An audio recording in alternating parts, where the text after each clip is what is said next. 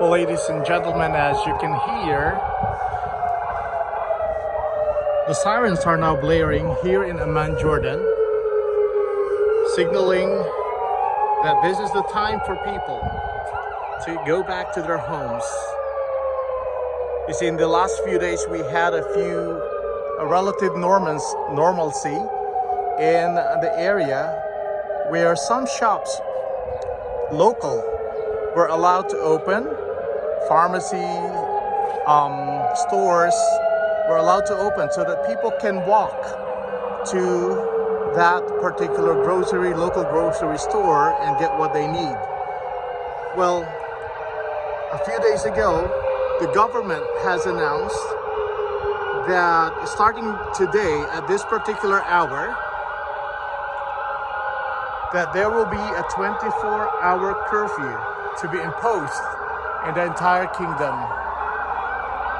And this sound is reminding all of us that it's time for us to go back inside our homes.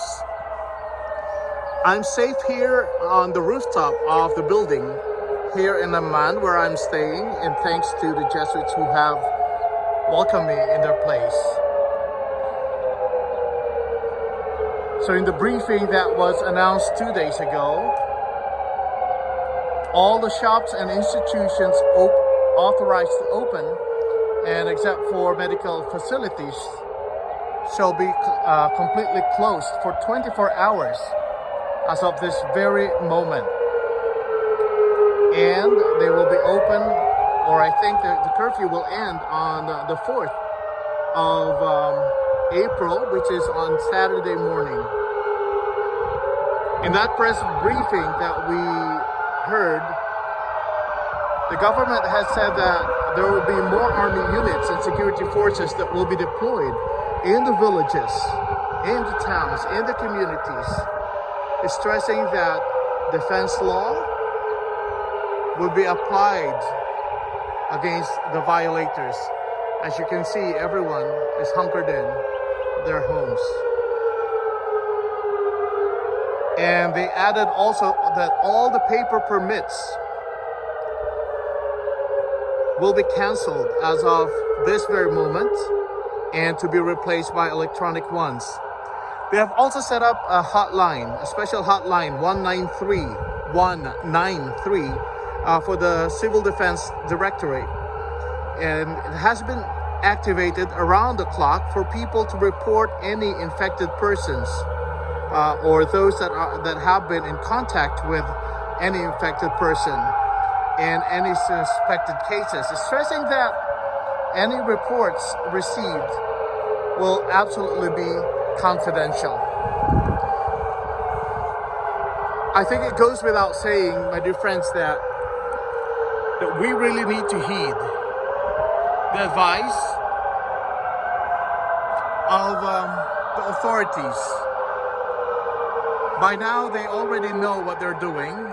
By now, they have an idea on how this virus is spreading.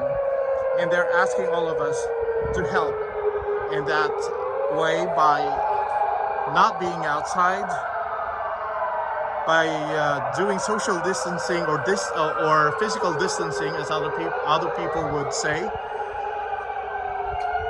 to keep washing our hands, and to really be safe.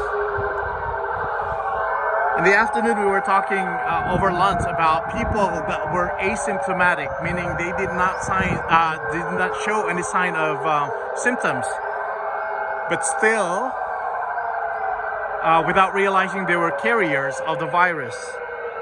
And because of that, they were then infecting some of the people that they were in contact with. So I think it's about time for us to make sure that we are safe and that we are cooperating in all of this effort. It's for our own good and for the good of our loved ones.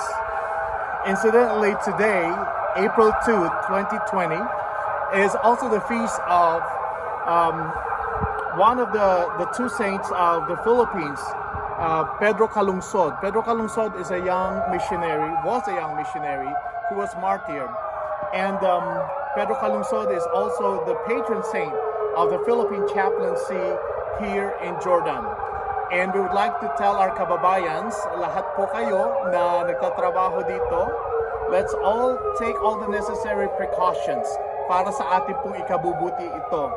And let's ask for the intercession of San Pedro Calungsod to help us resolve all of these issues surrounding the coronavirus. Incidentally, my dear friends, in the scriptures, as we all know, there have been many times where people were locked into their homes. We can think of Exodus, for example, when they were inside their homes, so that the angel of death can pass over. They shared a meal together. And also we can think of many other instances, like Noah was in the ark with the family and the animals for many, many days. In Isaiah, we were told of a passage in the scriptures on Isaiah 26, where people were in their inside their homes with their doors locked. The apostles, after the resurrection or after the crucifixion of Jesus, were all inside a home, locked in for fear of retaliation. Well, there may be many reasons why people are locked inside their homes, some for fear, some for safety.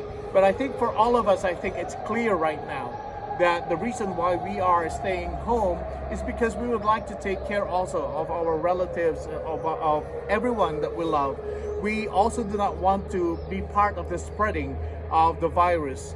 As I have said a while ago, we may be asymptomatic and be carrying the virus without us realizing it. So let's heed the warning. Let's listen to the experts. Let's listen to the medical practitioners telling us on the things that we need to do. Let's listen to our government that are making everything sure that we are safe and sound, and that the spread of the virus may be contained and hopefully controlled. Until such a time, I would like to ask all of you to please be safe, be well, be kind to one another, and let's pray for each other.